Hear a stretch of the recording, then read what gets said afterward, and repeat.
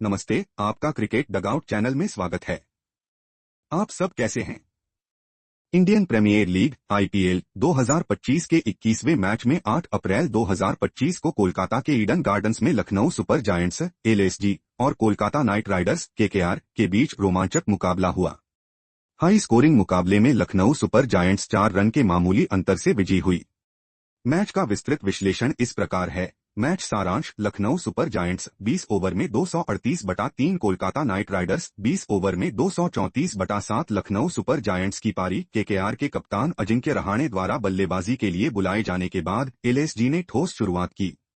Aiden Markram 28 गेंदों पर 47 run और मिशेल मार्श 48 गेंदों पर 81 रन की सलामी जोड़ी ने 99 रनों की साझेदारी करके मजबूत नींव रखी।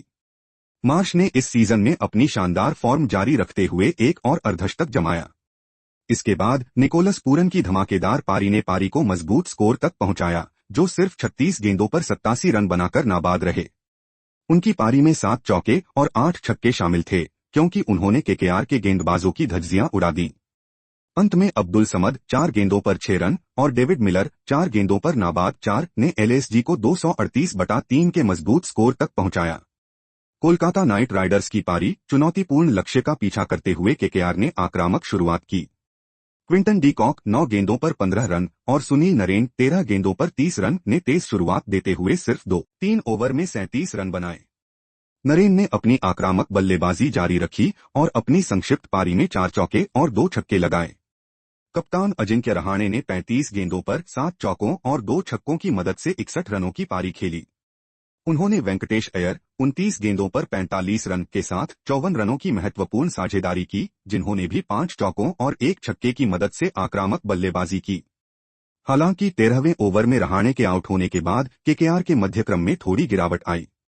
अंकुरिश रघुवंशी 4 गेंदों पर 5 रन और रमनदीप सिंह 2 गेंदों पर 1 रन सस्ते में आउट हो गए, जिससे बाकी बल्लेबाजों पर दबाव बढ़ गया।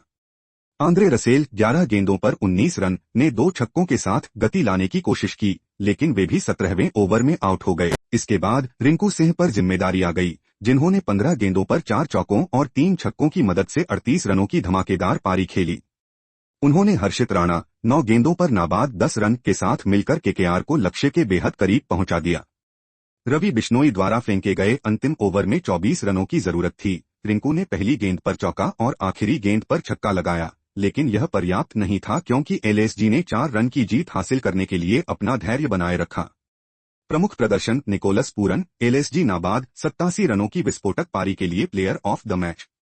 मिशेल मार्श एलएसजी शीर्ष क्रम में महत्वपूर्ण 81 रन बनाए। रिंकू सिंह केकेआर अंत में शानदार पारी खेली, लगभग जीत छीन ली। हर्षित राणा केकेआर अच्छी गेंदबाजी की, 51 रन देकर 2 विकेट लिए। दिग्वेश सिंह राठी एलएसजी 3 ओवर में 27 रन देकर 1 महत्वपूर्ण विकेट लिया।